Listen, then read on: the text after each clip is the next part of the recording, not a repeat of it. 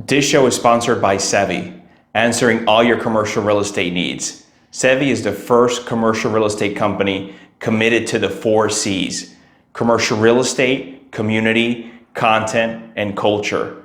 Go visit Sevi at Sevi, SEVI, properties.com. Again, SeviProperties.com. Hello, everyone. Welcome to the DMV Business Show. I'm your host, Otto Sevilla, and today I have a very special guest for you. We have Keya Wingfield. Keya is the CEO and founder of Daksh Food. Welcome to the show, Keya. Thank you. Thanks for having me, Otto. Of course, the pleasure is all mine. Thank you for joining me today. Before we go into your personal and business journey, in case the audience hasn't heard of your business, Daksh Foods, what do you folks do there, please? So we make salty snacks. We're the makers of potato chips. We make two flavors right now. They're Bombay spice and black salt. We like to say that we're leveraging our heritage on beloved American snacks. Oh, I love that. That's great. I can't wait to get into how you even, went about because I know you're a chef as well. So, Right. before that, let's rewind all the way back. Are you originally from this area here? So I was born and raised in Bombay, in India, and I've lived in Richmond for 19 years now. Okay. So I feel like I'm from here now, but Yeah. no, I was not born and raised here. Yeah. So basically, a lot of your childhood, all of your childhood and some adulthood, early Mhm. years was in Bombay, India, right? Correct. It's half there, half here at this point. Yeah. How was it growing up back there in India? Oh my gosh. So Bombay, if you've never been, it's like New York on steroids. It's insane all the time. It's completely just colorful and it's a sensory experience in every way. Yeah, I hear that. People tell me, it's like New York times 10, and it's like you have this luxury high rise, and then next to it you have sort of Skinny little, yeah. yeah, the lower class, like, like shanty towns, and it's Across like the street, basically. So they're like the richest people in the world and some of the poorest people in the world, like living on the same street. Yeah. yeah. So growing up in Bombay, childhood, were you into something, I don't know, school or anything outside of school? I wish I could say that. I wasn't really. I was your typical teenager. I didn't want to do anything. My teacher always said, has the capability but will not apply herself. Like that was always a comment left in all of my books. So I just wasn't. I never did focus on one thing. I wanted to be a lawyer. I wanted to be in arts. I wanted to be a dancer. I wanted to be. It was always very scattered and all over the place. So in Bombay, you were just, I guess, full-time school, 100% school. As far as when school was over, you just went home and just schoolwork. Yeah, school, friends, a lot of socializing. I also got a job pretty early on. I worked at a call center, because that was a thing you did in Bombay in Mm. the 2000s or the 2000s. So yeah, I always was working. I was never the sit at home kind of person. Do you remember how old were you when you started working? I think I was 17. Okay. Before, I mean, I had a job before then. My first job was at 12. I worked in I was always a hustler. I worked in a boutique that sold leather handbags. And even before that, my very first business was when I was 7 years old. My dad bought a photocopy. He was the first one to buy it in the community. So I had a photocopy business. Like I was charging people three times the amount to make one photocopy from my dad's machine, but whatever. Yeah. Sure. So they'll come to your home and they're like, "Hey, I need this document Yeah. photocopied," and there you go. Yep. And I'm charging them three times. I'm like, okay, you got it. Yeah. Yeah. And this was UK at 7 years old? Yep. Yep. Okay. I love that. How at 7, how did you even get the word out in the community? Say, "Hey, come here if you need any document copied." I wrote down these posters. Like I made one poster that, hey, photocopy service, like had my brothers tell me how to spell it. And then I made a photocopy of that and went and stuck it everywhere in the community. Yeah. So yeah, it was always been an entrepreneur, I guess. I love that. So at a very young age, you were always interested, I guess, in Very making much. money and finding a way to have your Yeah. own thing.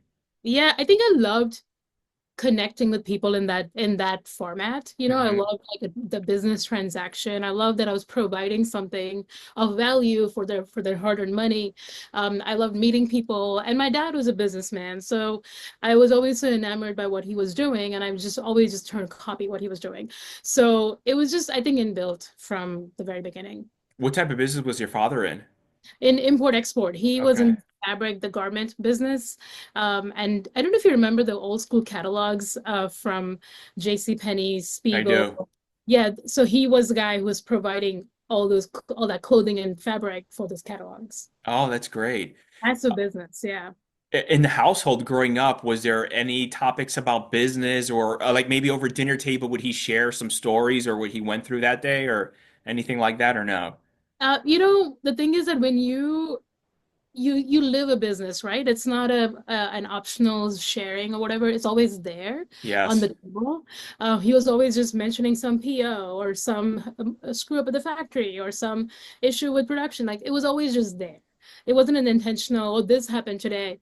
It was just present in our lives, like interwoven in all the conversations. Since it was so involved, I'm sure would he take you to work or the warehouse Oh or yeah. office or okay. Absolutely. He used to take me to his job, his office. I would sit in his big chair. It was like a chair just kind of like this. I was so small, right? I would like to get stuff myself in there, and I would totally boss everybody around. I'm like, listen, I need this. I need that. I need this. They're like, we're working here. I'm like, I don't care. I need Yeah. this. Yeah. Okay. Okay. Total That's bully. Yeah. yeah, that's great. So you were exposed as far as business at a very young age. True. You mentioned you had an older brother. How many siblings in total? I just have the one. He's 7 years older than me. Okay. I'm curious, is he at all in business himself or no? No. Oh my God. He could care less. He could not. He couldn't market himself if he wanted to. We're the polar opposites when it comes to that. He's the quiet, shy types, doesn't want to see anybody. And I clearly got the bug. He did not.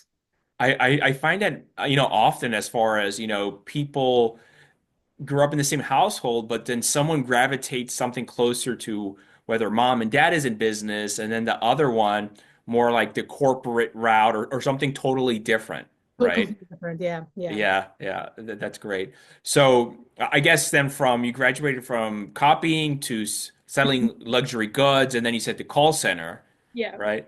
Yeah. So once you graduated high school in Bombay, did you know what were you wanted to do? What was the next step? What did you have in mind then? No, because the call center job, I was doing it then. Uh, Mm-hmm. Back then, for a teenager or something, the call center money was pretty big. It was an actual paycheck, not like, $5 an hour or whatever. It was an actual paycheck. So Mm-hmm. I stuck out with that. I did that for a few years, and I continued. I wanted to really make myself, it was called a BPO, a business processing operation, I think is the term for it. But I really saw myself climbing the ranks there Okay. So you're like, this is my career. for those years. Sure. Yeah, Yeah, that's what you were thinking back yeah, then. right. It was a good fit for me. I met a lot of people. You had international clients. You talked to clients every day in the US or wherever, and it was a really good fit. Okay. So then what happened that made you think about, okay, let me leave Bombay and my home country to explore America or The unplanned happened, the unforeseen happened. So I did climb ranks at that job. I became a product trainer. The client we worked for was Circuit City. And I would work with all the Circuit City executives in Richmond. As you know, Circuit City was massive here. It was headquartered here. hmm Um, and I would talk to this guy named Doug. He was the big guy here. We would work on training manuals together. We would produce, publications for how to sell TVs and VCRs and whatnot. And there was a guy who worked with him named David, and he would keep interjecting our IMs. And I'm like, who is this guy? What's going on? And spoiler alert, I married him later, and that's what brought me to Richmond. Ah, okay. So that's how you met through work. That's how we met. Yeah, yeah. Okay, okay, Just great. me. Yeah, So then you get married and he was like, you're coming back with me into Virginia. And then yeah. um, was that your first time landing to coming to the United States? Yeah, so funny thing is, I'll tell you a little bit more about that. Circuit City found out that we were I don't know what we were, but we were friends, right? Sure. So they fired me. They're like, you're fraternizing with the client. I'm like, I'm doing what with the client? What do you mean? I'd never heard that word before, you know? So they fired me, and the next day David calls and says, "Did I get you fired from your job?" I'm like, "Yeah, you did." He's like, "Do I have to marry you now?" I'm like, "Yeah, you kind of have to. You break it, you got it." So so that's what brought me here. While I had never come to the US before, I had a lot of family here, and my plan was to someday come here for education or even just to travel. Sure. So it was meant to happen, but it didn't foresee it happening this way, you know. So yes, we came to Richmond directly from Bombay, and I had the opposite of a culture shock because, like I told you, Bombay is like New York on steroids, and Hmm. you came to sleepy little Richmond 19 years ago. I just didn't know. I'm like, what? Where have What's I landed? happening? Is this America? What is happening? Oh, it's so funny. Oh my gosh. So David was not actually, he was not a colleague in Circuit City just in America. He was a client of Circuit City?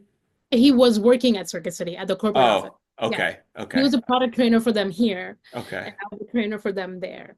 So when this happened, besides communicating, through, long distance, have you had met already in person or anything or no? We met a couple of times, and we actually got engaged in Bombay because he came to meet my parents a few times, and we got engaged in Bombay. We got married in Richmond. Okay. So then you come to Richmond and you're like, whoa, this is a sleepy town. What is happening from where I'm coming from, right? Yes, yeah. Oh, I was just like, nobody's walking around. Everything is closing at 7 p.m. What? There are no high rises. Like, what is this town I'm in? So it is very hard for me to acclimatize, in the beginning. Hmm. And as it is, when you leave your home country, you just feel like you're neither here nor there, and you don't fit in anywhere. And it's a very disorienting experience for sure. So the first 4 or 5 years, I didn't know where I was. Yeah. During that initial time, the first 4 or 5 years, did you immediately start trying to find something or work or? So funny thing, for the first year, I couldn't work because I didn't have a work permit. Hmm. But after that, I applied for one. I got a work permit, and then I started to get jobs. And I would do all of these random jobs. I worked at art centers, at cafes, at CD like real estate sales companies. Just the Hmm. weirdest jobs you can think of. I did all of them. But that's good you were trying because you had to find out what interests you, right? Or I what were guess, you what were you what were you good at? What you like? Yeah, I think I was always like just like what's the term? Like, when you see a flying paper in the air, it's just going somewhere. It doesn't know where it's going. I had no clue what I wanted to do. I did know one thing, that I had a massive sweet tooth. And knowing that, so funny thing is, I had never seen an oven before I moved to the US because in India we don't bake very much. It's not a part of the culture. Mhm. So when I saw an oven here in my husband's apartment, I'm like, what is that box? Because you have stuff stored in it. He's like, that's an oven dummy. I'm like, oh. And that bug bit me pretty early on. So while I was doing all these random jobs, I was also baking at home and just teaching myself. Ah, okay, interesting.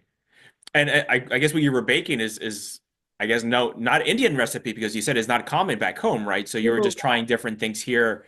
yeah, Okay. yeah, completely from scratch. Because, I didn't have, oh, this is my grandmother's recipe. I didn't have, there was no heirloom to fall back on. And I also didn't know how to work an oven. I'm like, 350, what do you mean by that? It was a lot of learning. And the reason all this is funny is because I'm actually a pastry chef now, right? I have a custom dessert studio, and I've been running that for 15 years. I went on to win a Food Network show in 2021. So that's why the contrast is pretty hilarious. Yeah. It is, it is. So, from I guess tinkering in the oven and while at the same time, trying different jobs here on the side, what happened, Kaya, that you were like, huh, maybe there is something to this baking or cooking in the kitchen that I haven't seen in a different way.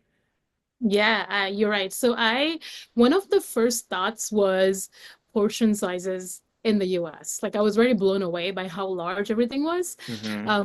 Wanted to make a dessert that was smaller, satiable, and portable. That was the idea. And back then, cake pops were unheard of. I don't know if you heard of a cake pop. Hmm. They were completely unheard of, and I started to make those. There was maybe one more blog talking about that. So I started to make those, and that just kind of blew up overnight. We started to go to farmers markets, and I couldn't make enough. And that's how the dessert business started. Oh wow. So it all started from farmers market. You would just have you had a table there or stall and then you would sell it. Correct. Yeah. Yeah. Okay.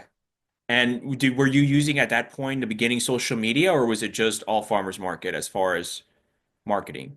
No, it was all just organic growth, word of Hmm. mouth and things like that. There was really no social media back then per se to fall back on. Around what year was this? Do you remember? This was 2010. Okay. Okay. Yeah, Yeah. yeah, that's true. It wasn't as prevalent, it was there, but yeah. Yeah, at that time it was maybe just Facebook or I forgot There what was was it. Instagram, but it was very, very just Yeah. starting out, if you Yeah. will. Yeah. Yeah. Okay, so you were just doing farmers market and then Cake Pops grew to, I guess, other products.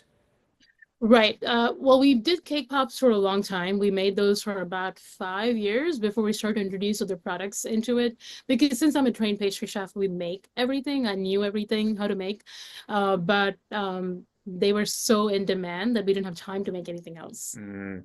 At that time, are you also working, doing other things on the side? Okay. Yeah, and, Okay. so funnily enough, I had gone to a college. I did a 2-year pastry arts program, and that same college called me back 6 months after I graduated to come teach. And I'm like, "Do you have the right number? Like, what do you mean?" So I literally that same program I went back and taught. That also started in 2010, incidentally. So I taught at that college for 9 years alongside running the business. That's interesting. Do you know what, I mean, I don't think it's common, right? When a student just graduates, they offer a teaching job. What was it that you think they were like, hey, Kaya, let's.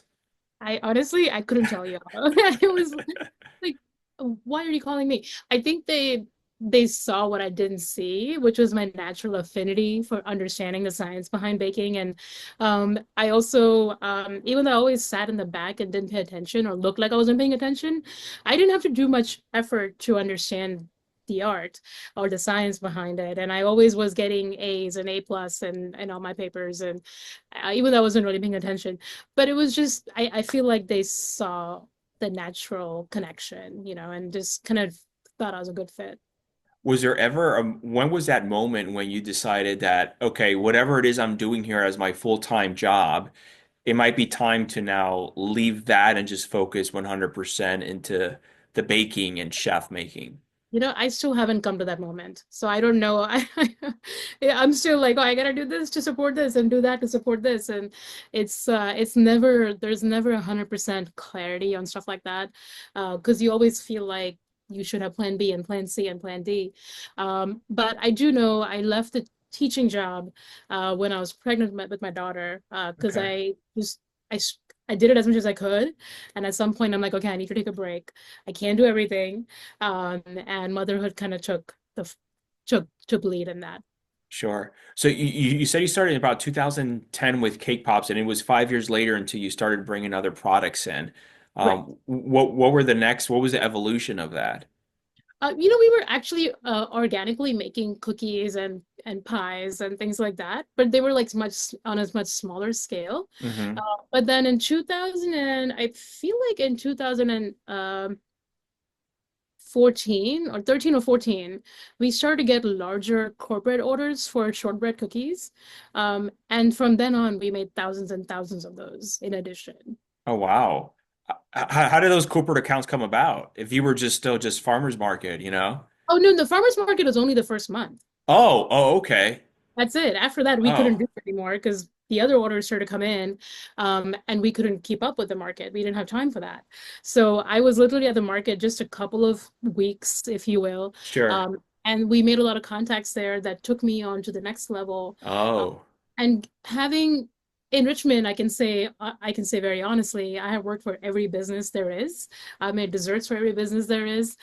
So those relationships cultivated and kind of took precedence over doing anything else. And that's how other orders started to come in for cookies and this and that. And because they knew me. So oh, yeah, so it was all through word of mouth then.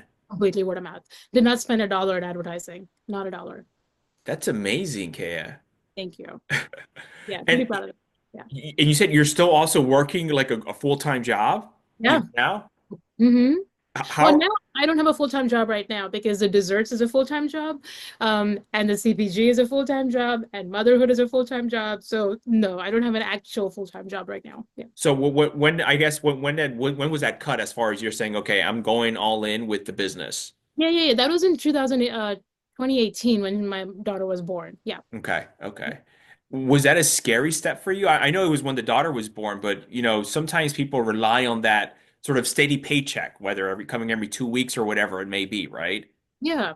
No, it wasn't scary. I feel like to do what we do, it's a bit of a calling, and you are a little bit, not a little, you're a lot delusional to sort of just kind of leap and the net will appear kind of situation, that's usually the mindset you have. And I should have been scared, but I wasn't, because I was doing what I was meant to do, at all times. So I had a lot of confidence in that. It's still scary. It's always scary because it can all just kind of go away at any moment. Sure. But that's true of any job or of anything really. So it's It, fine. it's so true. It just reminds me, sometimes I have conversations with my wife and, the entrepreneurship world, and I tell her this, and sometimes she's like, it's just so risky. And, everyone's different. I don't know how your husband David is, but, people are that W-2 and there's just personalities. You have to be comfortable with certain things, right? Yeah, you have to be okay with going broke. You have to be okay with not having any money in the bank. You have to be okay with not taking vacations, with not having the peripheries of life, like, none of the extras. And your partner has to be okay with it because whether they like it or not, they've signed up for it alongside with you. hmm So all credit to my husband. He has never once deterred me from this. If anything, he has always been, you do this, you need to do this, you need to do this. So yeah, all credit to him. Does he still work with a corporate job himself? He does one now, but he was a stand-up comedian for 10 years. Oh. I know, while I was doing all this. So we were both crazy. Just kind of flying by the seat of our pants. But he now has a corporate job. He works for a startup and he is in the travel insurance business. Okay. Oh, that's interesting. You don't find them now, you do, but it's rare where you find two partners, two couples that are like both risk takers at the same level, Yeah. right? Yeah. It's not good. I don't recommend it. Don't do it. Don't do it. Okay. One of you needs to be not a risk taker. You both can be daredevils. Yeah. Yeah. So someone has to be sane, right? Yes. Yes. Someone's got to be the straight guy to the crazy guy. Like, yeah, for sure. For sure. So, okay, how did the whole, Food Network and everything come about? Food Network found me on Instagram, and they just like slipped in my DMs. They're like, "Hey, girl, you want to come on a show?" I'm like, "Sure." And the Just out funny, of just out of nowhere, and this was just a couple yeah, years ago, right?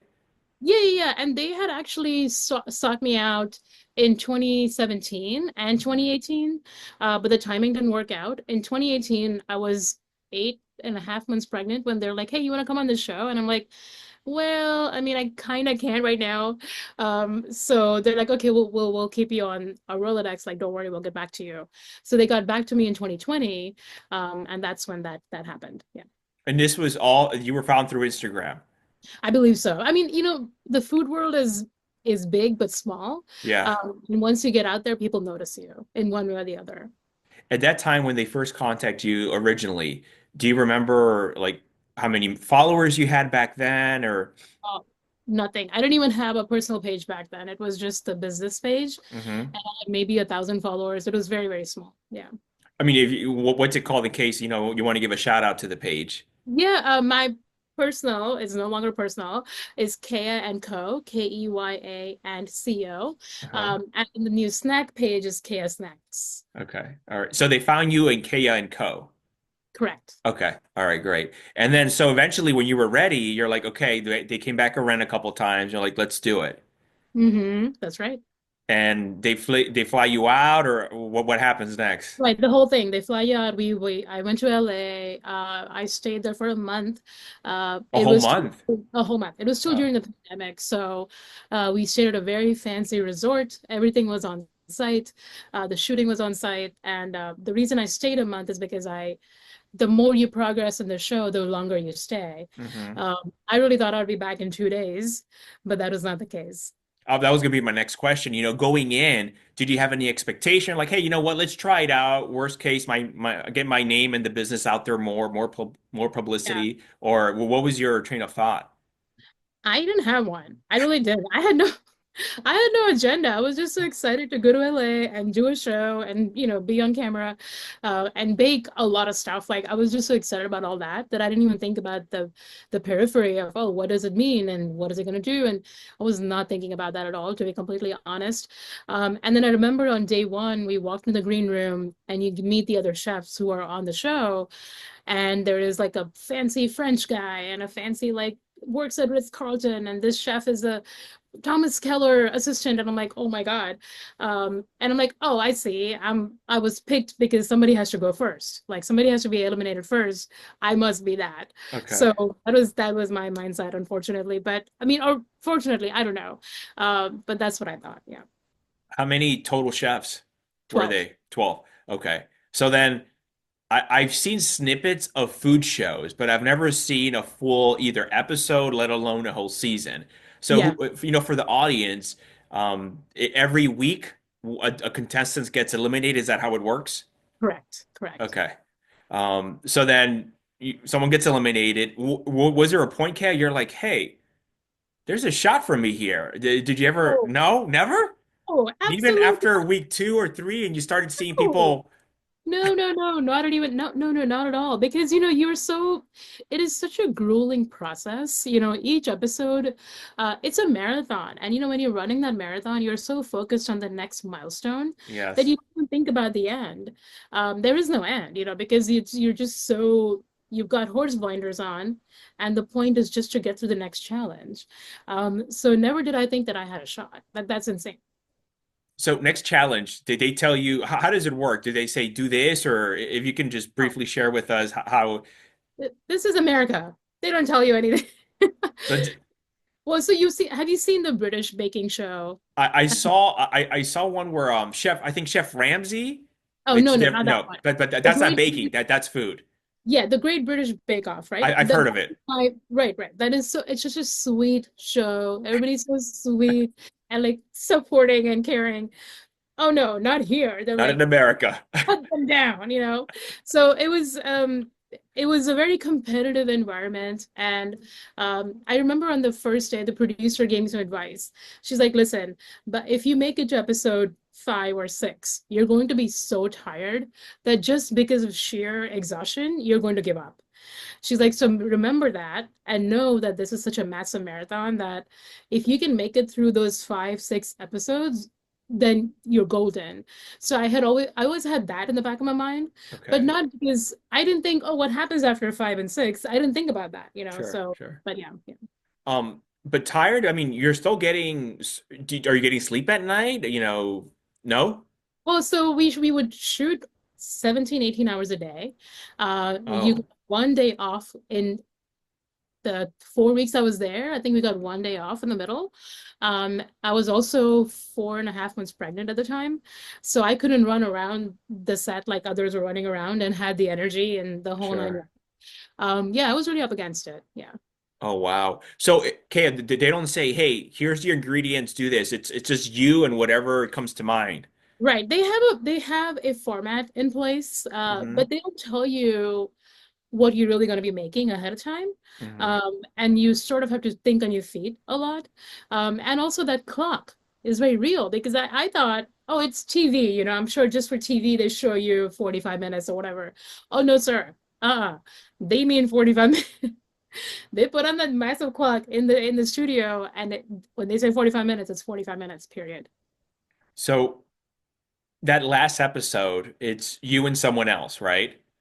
Me and two other chefs, yeah. Okay. Oh, it's three. Okay. Mhm. And you hear the news. Does it's like, does the world change for you? What happened?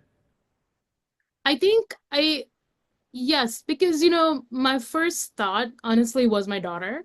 She was a year and a half old at the time, and I was just so proud of the fact that I could show her that somebody who has never seen an oven in their life, has immigrated to this new country, barely speaks the baking language, can go on to win a show like this. I just want her to know about what she can do in this world. So that that was my first thought there. That was it, honestly. There was no other, oh, business is going to boom or doors will open, or I think all of those were just inevitable perks, you know. Sure, sure. This was the best part. Yeah. Basically an example that to her that anything's possible, right? Yeah, as a woman, as a brown woman, for me, I mean, my daughter is not, she's biracial. My husband is Caucasian. So, but as a woman especially, I just want to lead by example for her every single day.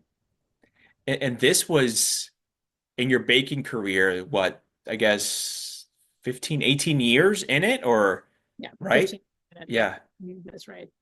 that's amazing. Thank you. Congratulations. Thank you.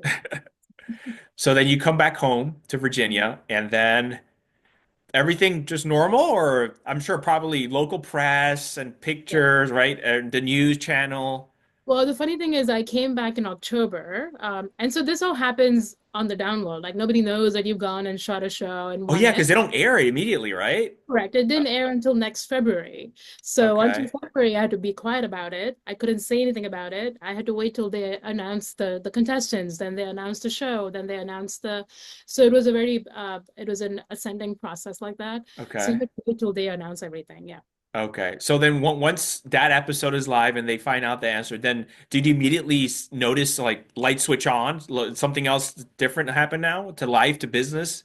I think I don't know, yeah, sure. I mean, sure, people take you a little bit more seriously. They Mm-hmm. have more respect for you. And I think for me, getting Richmond's name out there was super important because I have always credited my community for being where I am. Because again, when you're not embraced by a community, you cannot be anybody. You're not succeeding alone here, you know. So for that part, I was very happy to give back in that way. So that changed, you know. I got noticed. They're like, okay, we see you. Thank you. It was just a very fun, different kind of a space to be in. Mm-hmm. And sure, of course, it opens doors and stuff like that. No doubt about it. Did you see, once that episode was live and the news came out, that it immediately business changed, or was it a gradual process? I think it was kind of gradual. Okay. Because I also had a massive personal setback that happened around that time. So it was a very tough and confusing time for everybody. Um, People didn't know whether to be happy for me or be sad for me or whether they say this or that. It was a very, very hard time. And I don't mind telling you what happened, but it was, it didn't have all the positive effects it should have had. Mm-hmm. Uh, Winning something like that because of my setback, and it's just how it was meant to be. Do you mind sharing what happened? Yeah, so my I remember I was pregnant during the show. Yeah, 4.5 months. Right. So my son was born in February of 2021. That's when the show aired, literally that month. And he was very sick and he passed away at the end of March. He was 2 months old, and then the finale aired in May. So and everything happened very publicly because the show was airing and people knew Mm-hmm. what I was going through. People knew that I was in the NICU every day, and that these episodes are airing. And it was a very, very, very rough time. Yeah. Wow, I'm sorry to hear about that, Kaya. What, so he was 2 months old? What happened? He had a genetic condition that Okay. could not be undone. There was one gene out of place. So he never left the NICU, and I was there with him every single day. Okay. And at that time you only had the daughter. You still had your daughter back home, right? Yeah. Okay. Yeah. And Wow. you maybe this will bring you some insight. So his name was Daksh, and that's what the food company is named after. Oh, really? Yeah. So when you say Okay. Daksh Foods, that's him. Yeah. Okay. So you named it after him. Yep. Oh, Yep. that's beautiful. Thank you. Every bag of snack that we're selling now has his name on it because it's printed on every bag. And that's how this mother can keep that memory alive. Yeah. I can't even imagine what you went through. It was bad. Gosh. Yeah. So it was a bittersweet moment, like you said, because here you are winning this, but then you're going personally, you're just going through hell almost, Oh, the right? worst time of my life, literally. Yeah, yeah. The contrast was insane. And I didn't see that coming. The pregnancy was perfect. He was perfect. Nobody knew, so there was something wrong. Not until it took weeks and weeks and weeks to get a diagnosis. We had to go to VCU to get a diagnosis. Boston Children's Hospital had to run a special test to get the diagnosis. It was a massive undertaking because nobody could figure out what was wrong. It was Hmm. extremely rare, very rare. He was probably first of his kind Oh, to have wow. a genetic disorder. And we fought like hell for 2 months, and it just, yeah, just Okay. wasn't. And that genetic disorder is just it just happened, or is there something that could have, you always think about, gosh, is there something I could have done differently? Like, what could I Yeah, have done, right?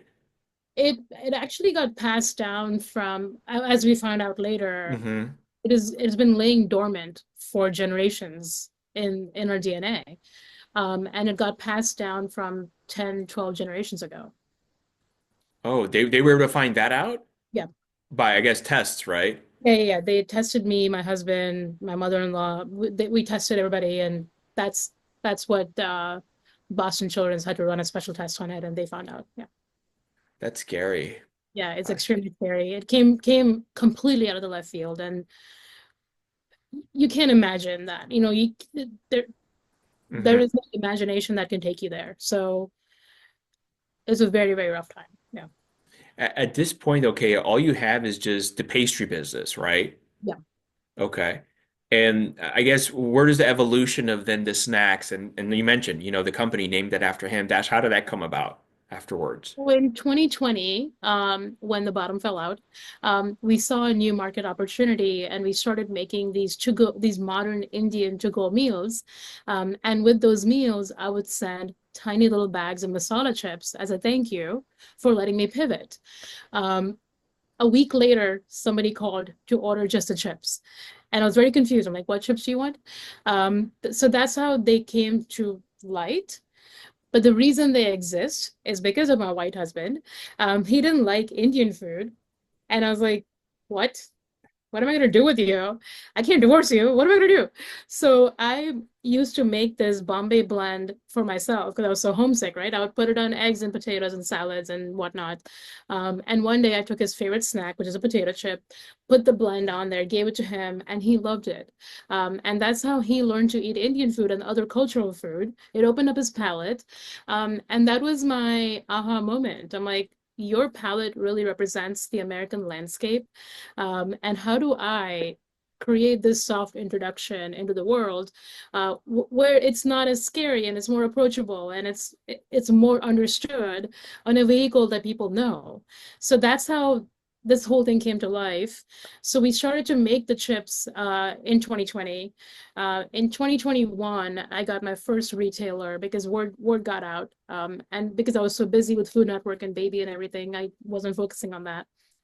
At the end of 2021, we kind of picked that back up, and that's when this all came about.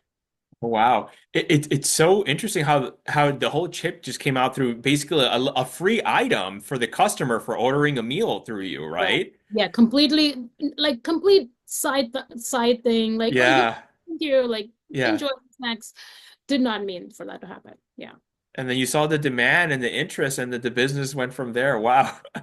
it literally blew up because overnight we had to learn how to make a CPG product. Yeah.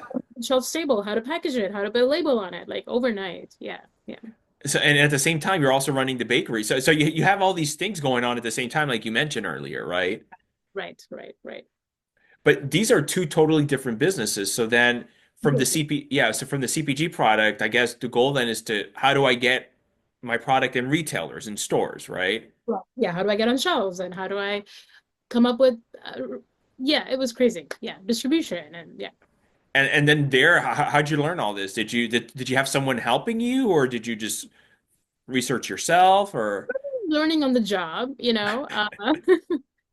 As you know, that I'm not afraid of learning new things, given Of that I've never course. seen oven. That seems to be my pattern. It feels like, I do have a lot of good people behind me, a lot of good mentors behind me, who really believe in me for some reason. And every day, my job is to make sure that I uphold that belief. Mhm. So I try very hard to make sure that I'm learning, I'm doing my bit, and trying to see what they see in me, and grow accordingly.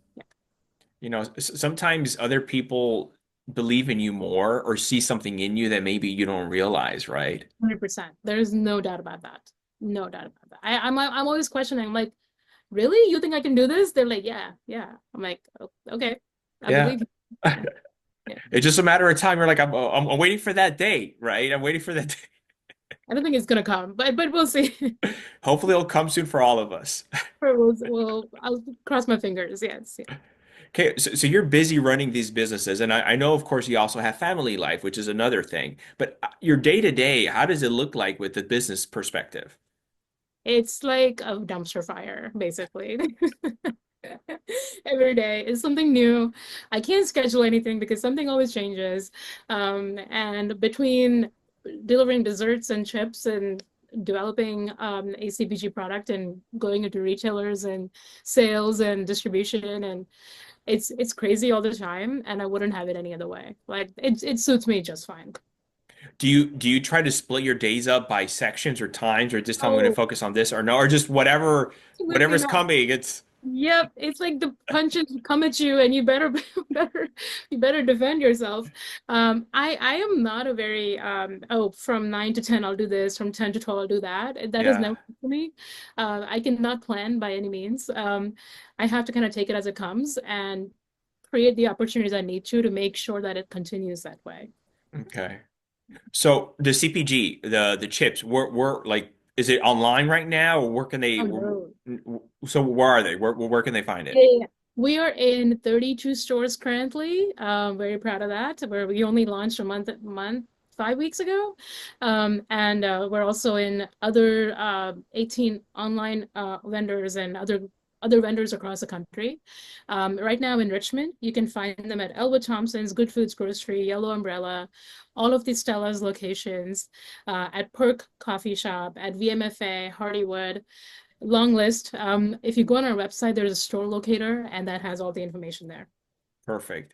It's funny. I had a couple episodes ago one of the founders of organic dressing, Ooh, and I'm currently reading his book. He sent it to me. I had him on the show a couple episodes ago. He grew it to like hundreds of millions of dollars. This CPG brand.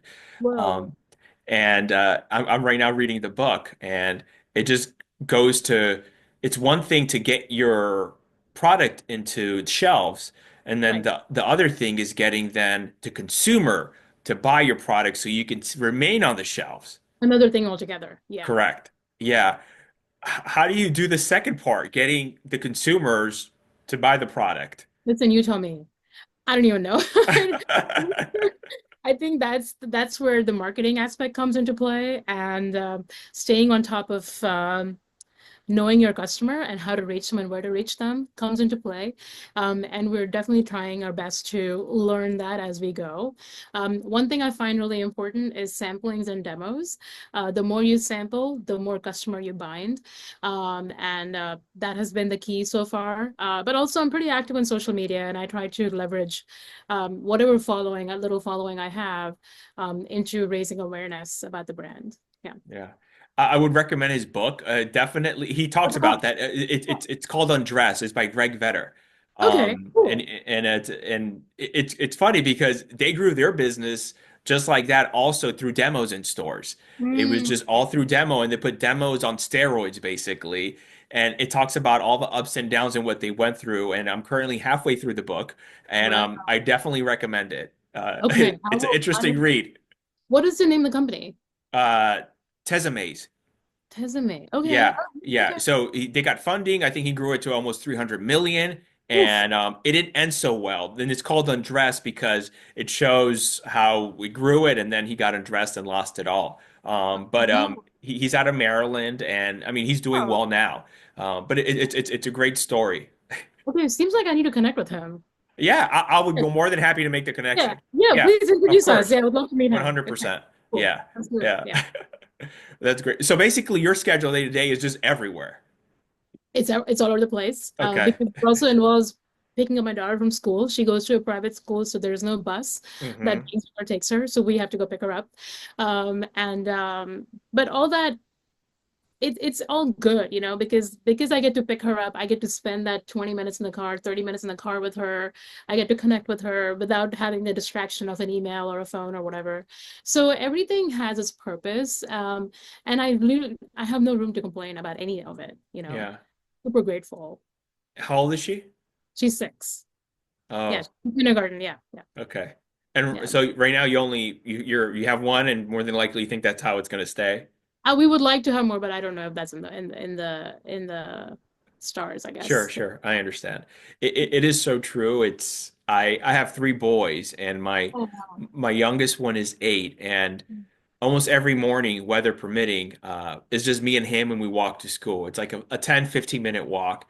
And it's just me and him. Yeah. We're holding hands and we're chatting. And, he's 8, so imagination. We talk about other things. And it's just the best time. It's really precious, right? Because you're not gonna get this time back, and they're growing up so fast, and yeah, that's super precious. I love that. Yeah, it definitely. Just because my oldest is graduating middle school and going to high school. And then my middle one is graduating elementary school and going to middle school. And actually yesterday I went on a field trip with my middle one. And and Wow. and I feel it just because I see my oldest one hitting high school and he doesn't care much already about mom and dad, not as much as he used Mm. to. So I'm like Yeah. cherishing those little moments I still have left. So Oh, that's why I went with my middle one yesterday to a field trip.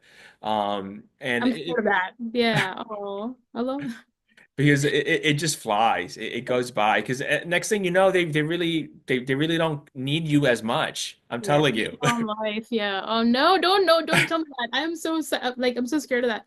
I was teasing my daughter the other day. I'm like, when you go to college, let's make sure you pick a nice dorm room where mom can sleep also. Oh gosh, yeah, that's how my wife is. Yeah, like I'm going with you for sure. She's like, yeah, okay, weirdo. And she's already like the other day, I think I gave her a hug or a kiss in front of her friends. She's like, "Mommy," I'm like, "What? That's embarrassing." I'm like, "No, you're just 6 years old. Stop it." Like, oh, Yeah, I know. It's funny. I joke around with my middle one because, as I mentioned, I went to a field trip with him yesterday, and I have all these nicknames for them, right? At home, of course. And mm, I'm like, "Oh, Adam." His name is Adam. And I'm like, "Adam, what if I call you this one or this?" He's like, "No, no, no." But I know I'm not going to do that. Even when he yeah, has friends over, I always yeah, just call him with care. Adam. Yeah, Yeah, of right. course. Very nice. Um, Yeah, but embarrassing. I like to joke with them, especially their boys are like, "Yeah, I'm cool," or this or that. But yeah. We're in trouble. Because can you imagine like the disparity between us and them when they're teenagers and or even older? Like we'll be aliens to them basically. Yeah. Because like, what language are you speaking? I don't understand you at all. Oh my God, we're in trouble. But listen, so much credit to you. Like you have 3 boys. You're doing this podcast. You have a real estate thing. How are you standing straight? That's amazing.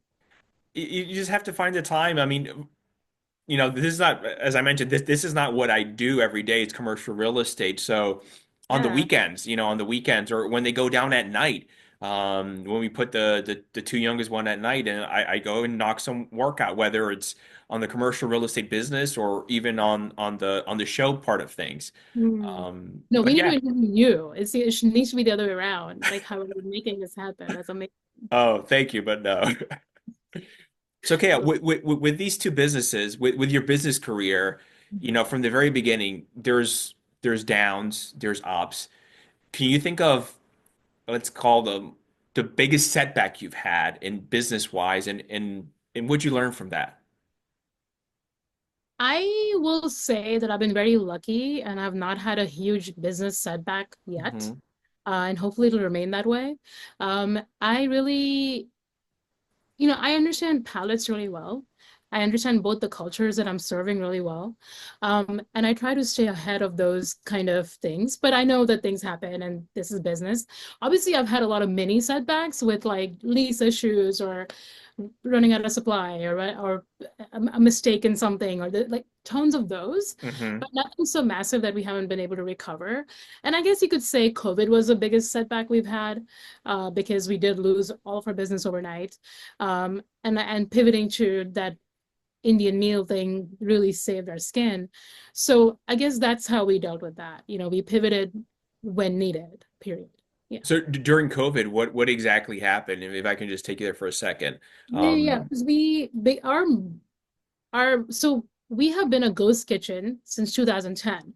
I've never had a retail spot because I hate food waste and I never wanted to do that. Hmm. So having a ghost kitchen means that everybody orders and we make for them. All of our clients, 98% of them are corporate clients.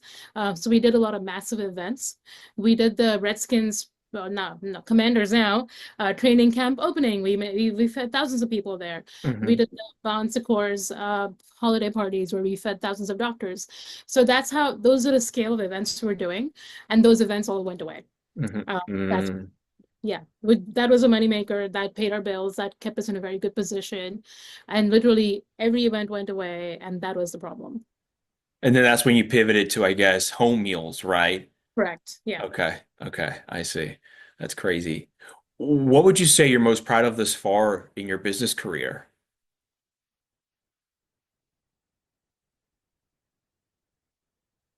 Surviving. Oh, I lost.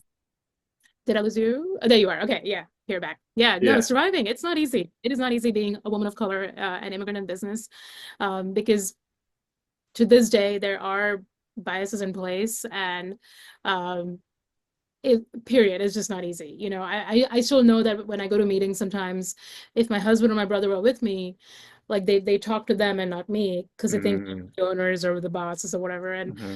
so those things unfortunately still exist, very little, but they are there.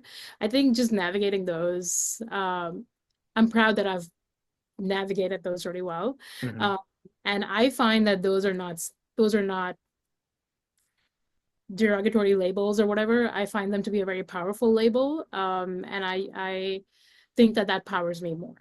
Mm-hmm. Yeah. How does, are you doing everything now? Like, how does your team look? I'm kind of doing everything. Um, I do have mentors who are on my team that do fractional CFO things and fractional COO things. And my brother, though, my older brother, he's the one who designed all the packaging you see right now, all of the branding you see right now. So I have a lot of good people in place, and that's how that's kind of. But I'm on the front lines, and they're the ones kind of supporting. Yeah. Yeah. So when, for example, you're going to stores to demo, is it you or do you sometimes hire a third party to come in to help? Yeah, it's usually me or my assistant or some student we've hired. Uh, Okay. I'm consciously doing all the demos myself right now because I really want to get to know our customer better. I Hmm. want to see how they interact with the brand, with the product. I want to see how they feel when they try for the first time, because that body language doesn't lie. So I am doing my learning right now. That's great. If someone's listening to this, Kay, and they're like, I want to have my own business, whether it's in the CPG space, whether it's in food or pastries, or maybe it's something totally different. Hmm. What would you recommend? Any advice or pointers? Oh my gosh, that's a big question. Or, Um, or the first big or first two or three that come to mind? yeah, maybe don't do it. Get a job. Be sane.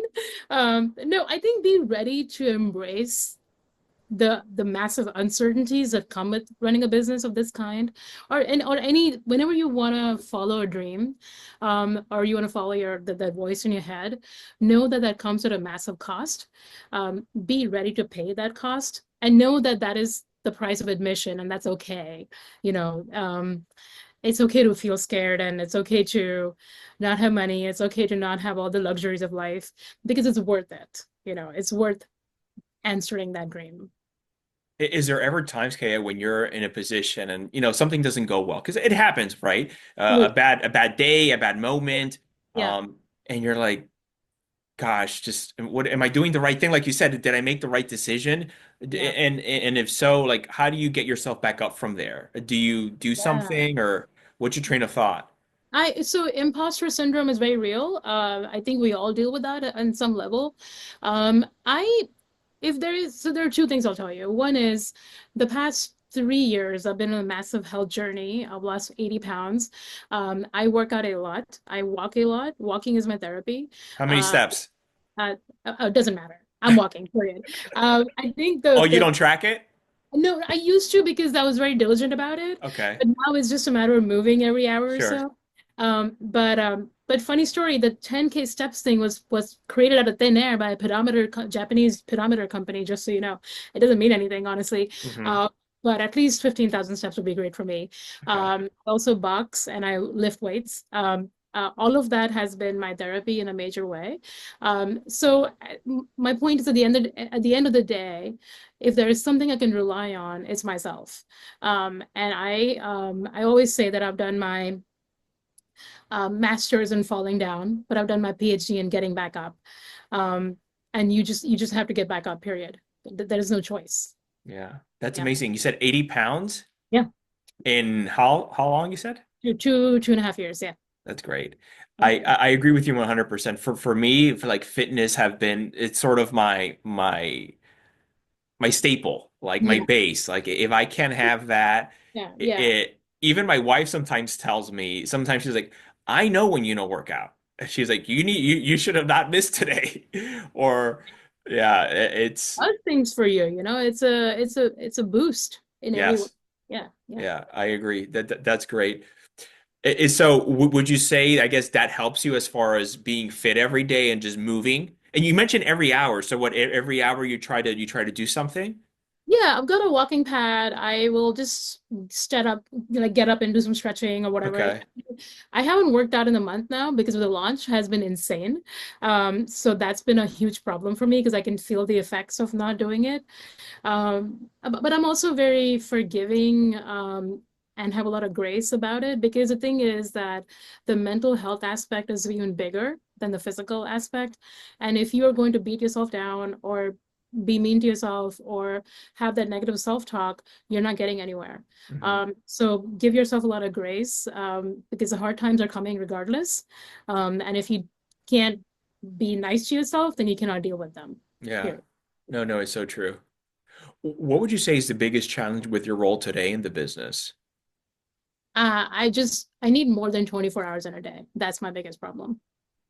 Yeah, it's not enough time. I need either to clone myself or need more time in a day. Or the eighth day in a week would be nice too. But I think time is a thing because there's so much to get to. Yeah.